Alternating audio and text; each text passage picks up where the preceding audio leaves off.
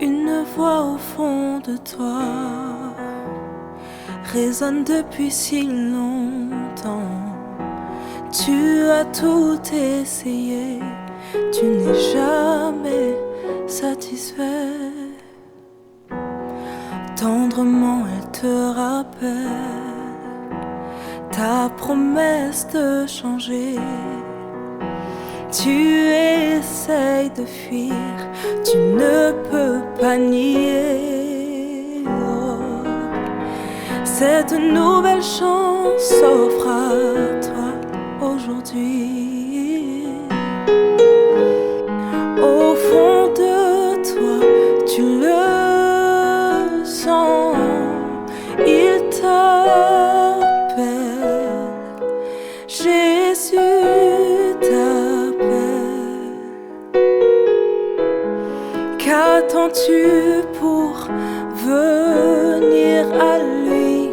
Le temps est venu pour une vie nouvelle. Jésus t'appelle.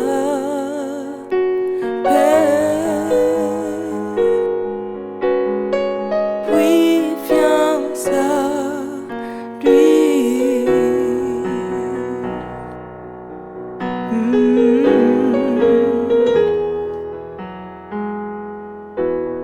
Depuis tout ce temps, tu cherches à combler ce vide.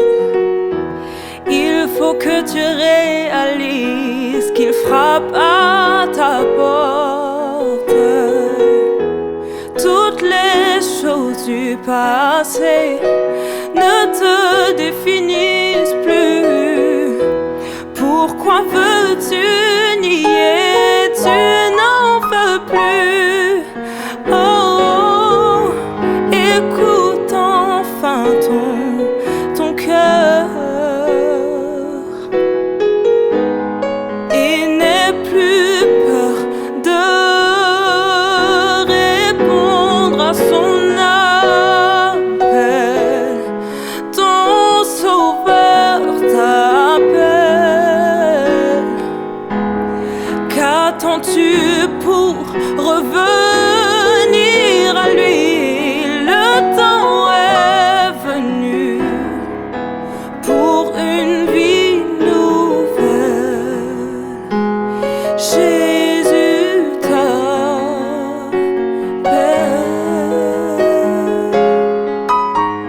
Oui, viens à lui. Oh, il t'appelle. Ton sauveur t'appelle. Qu'attends-tu pour revenir à lui?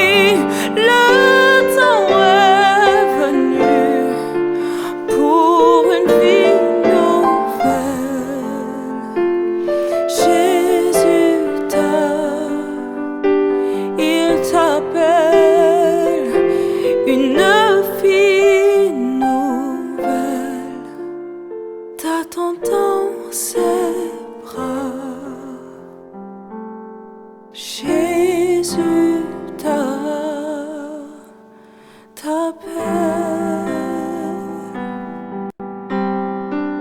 Dis simplement oui.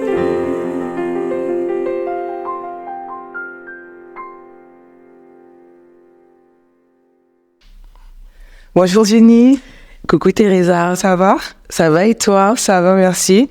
Merci d'avoir accepté l'invitation pour l'émission Ce que j'ai, je te le donne. Avec grand plaisir. Et du coup, juste avant de commencer, on va prier, si ça te va. Ok. Papa, merci pour ce moment que tu nous accordes. Je te demande de disposer nos cœurs, notre esprit et notre être tout entier afin que ce qu'on va dire, ce qu'on va prononcer comme mot puisse toucher et sauver au moins une âme. Je t'ai prié. Amen. Amen. Amen. Alors, tu es leader de jeunesse. Oui, apparemment. Pourquoi as-tu décidé d'accepter d'être leader de la jeunesse? Alors déjà parce qu'on me l'a proposé. D'accord. Donc c'est d'abord quelque chose qu'on te propose, mais c'est jamais anodin d'accepter. Et j'ai accepté parce que j'ai eu une expérience en tant que jeune particulière. Et je voulais que les jeunes aient, en tant que leader de jeunesse, cet adulte que moi je n'ai pas forcément eu quand j'étais jeune.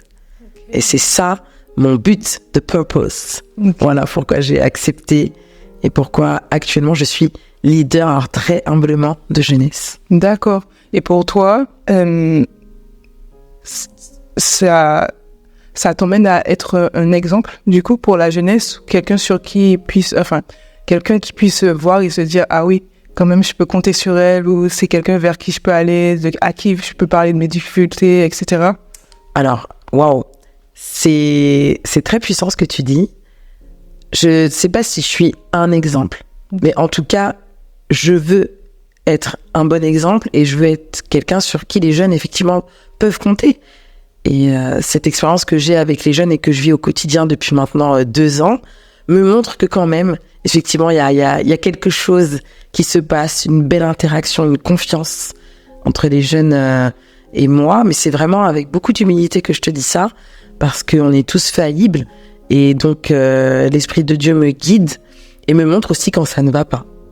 Et je pense également que les jeunes sont un exemple pour nous qui sommes alors toujours jeunes, mais un peu plus âgés, un peu plus expérimentés. Ouais. D'accord, ok. Merci beaucoup. D'après toi, comment est-ce possible de continuer à croire en Dieu quand tout va mal? D'après mon expérience, alors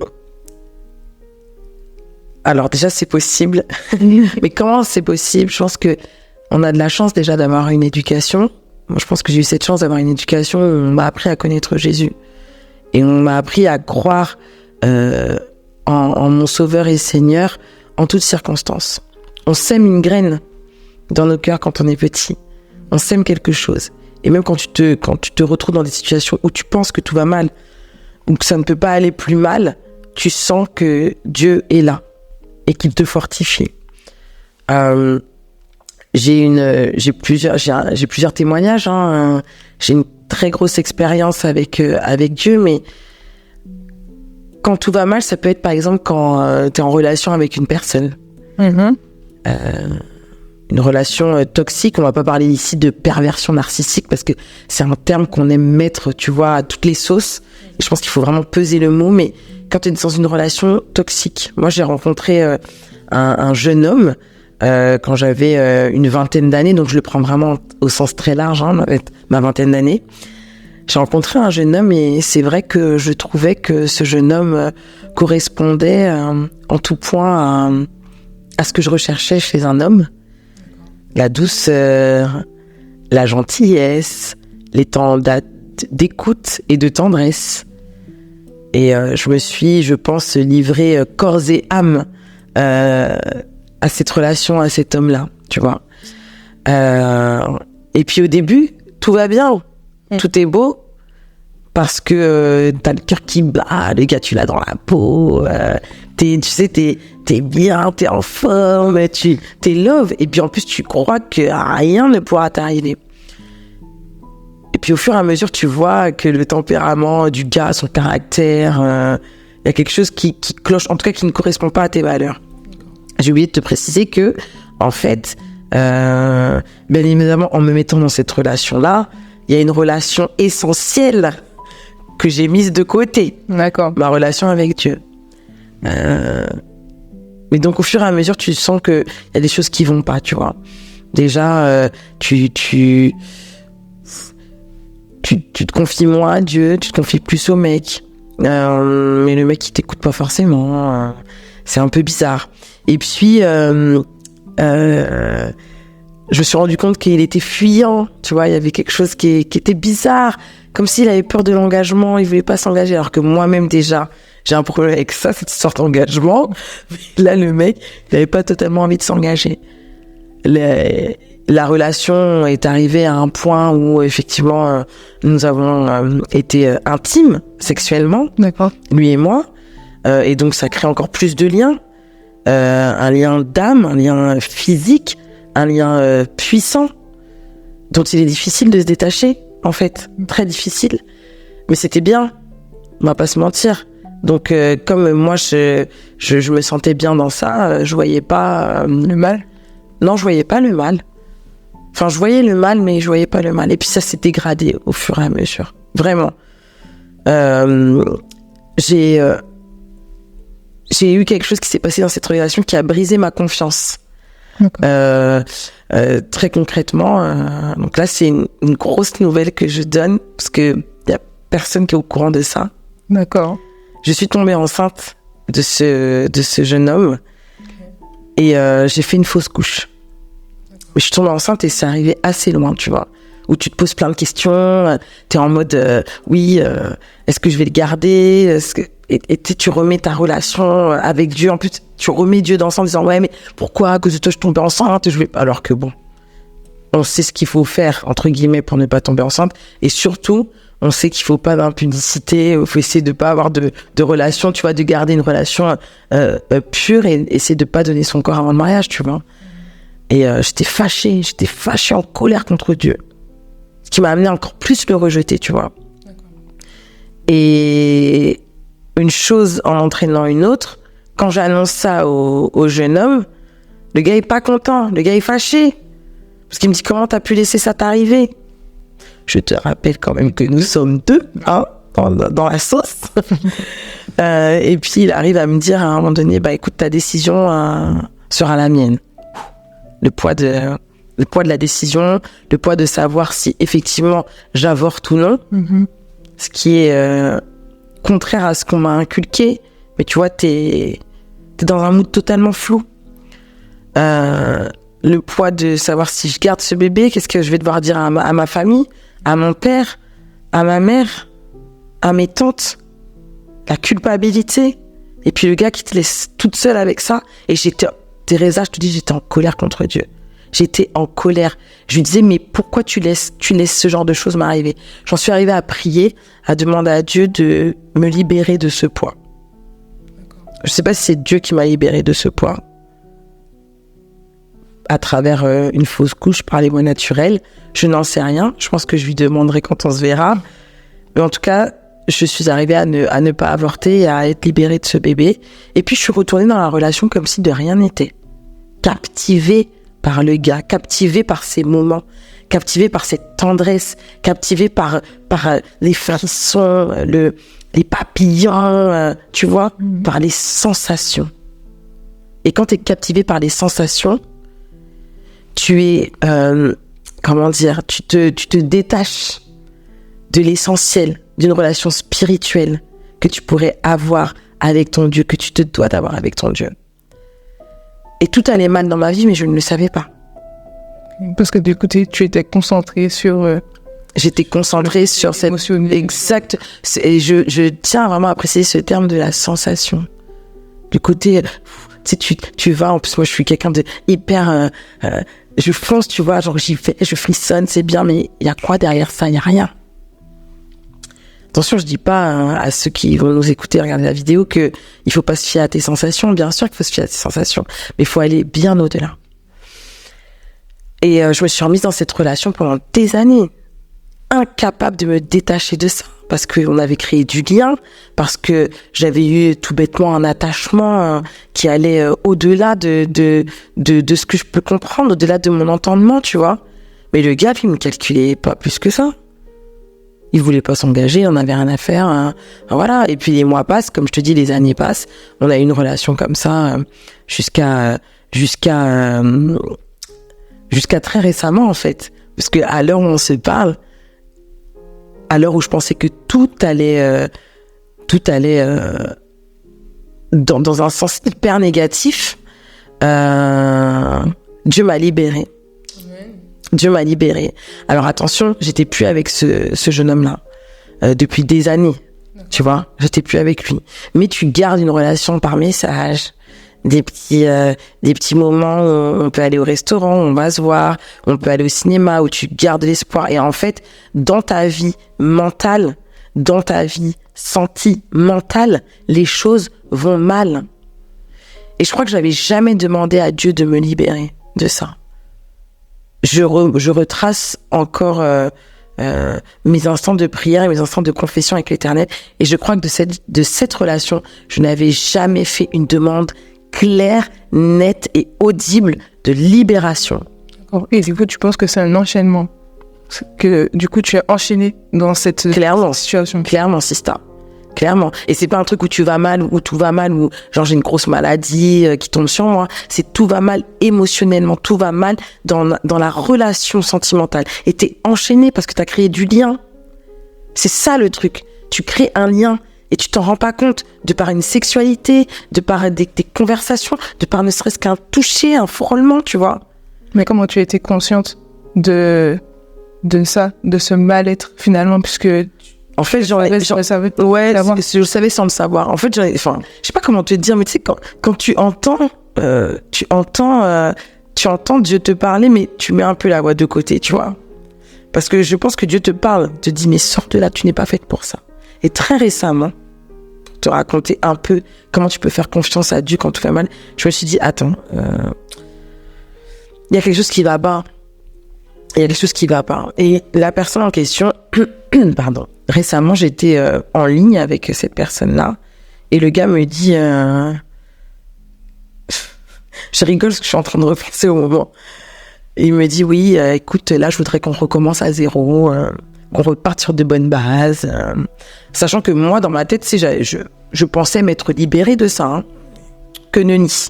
Je voudrais qu'on reparte à zéro, qu'on parte sur de bonnes bases, qu'on se remette ensemble et patati et patata. Et moi, qu'est-ce que je me dis en tant que jeune femme célibataire? Ah ben, chouette.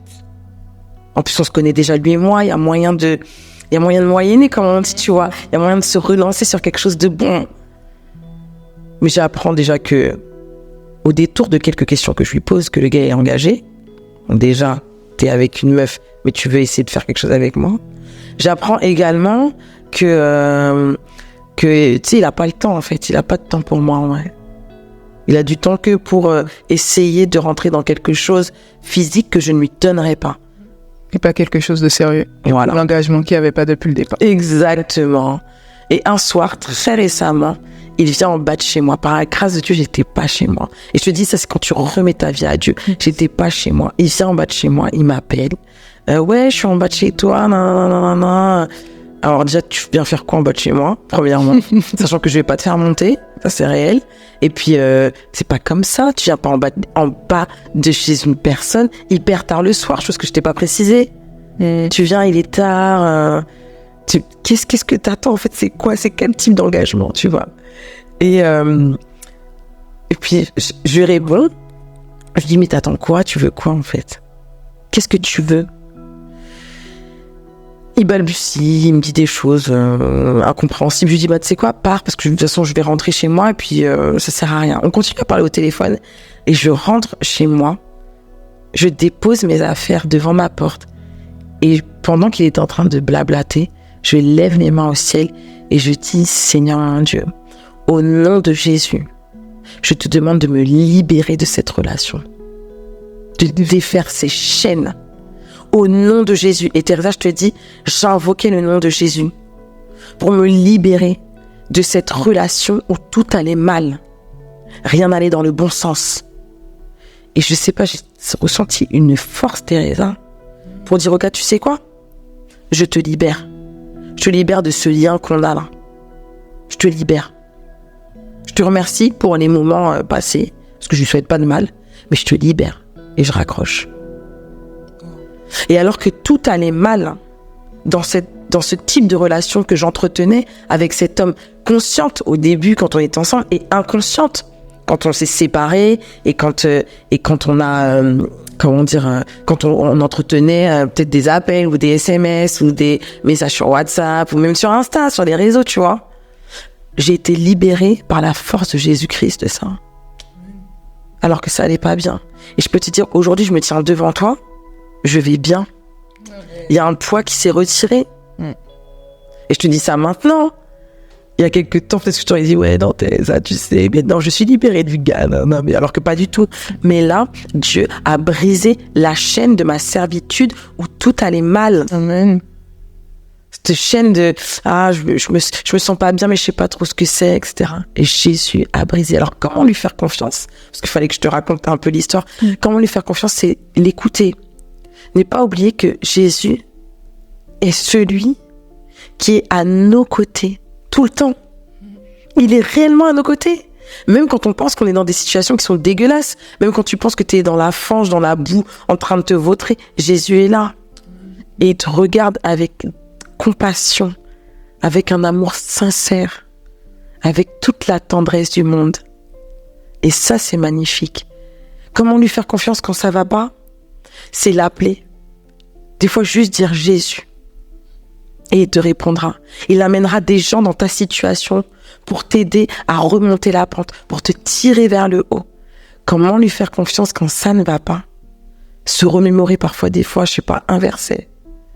Se remémorer que sa présence est là, qu'il est réellement là.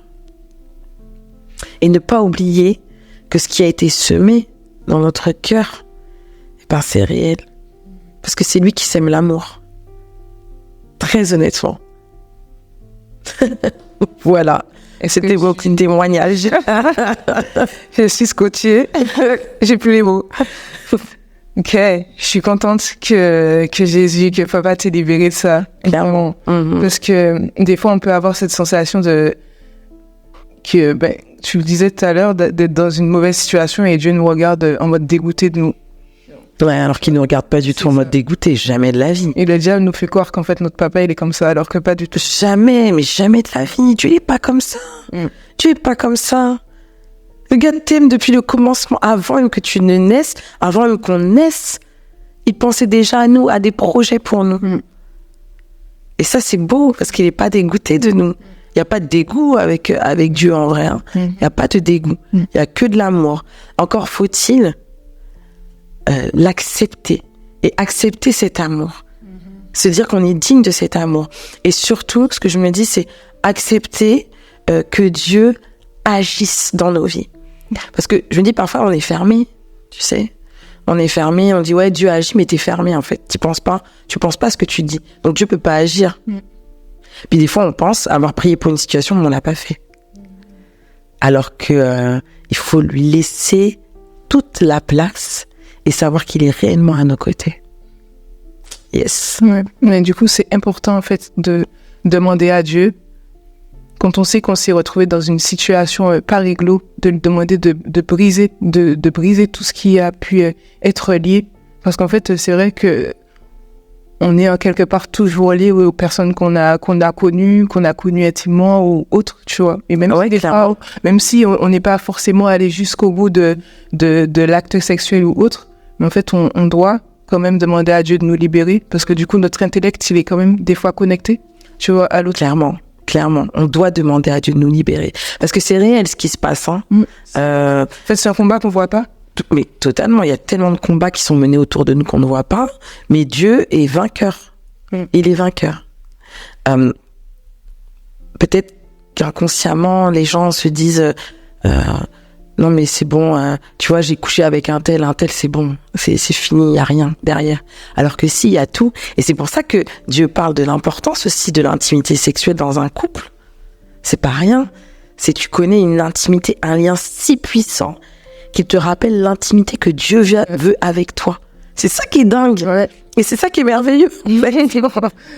par rapport à tout ce que la société nous montre aujourd'hui.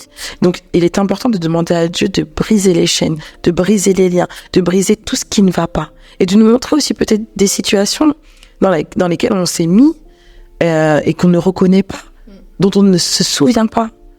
Et Dieu est là. Ah, Dieu est puissant. Merci.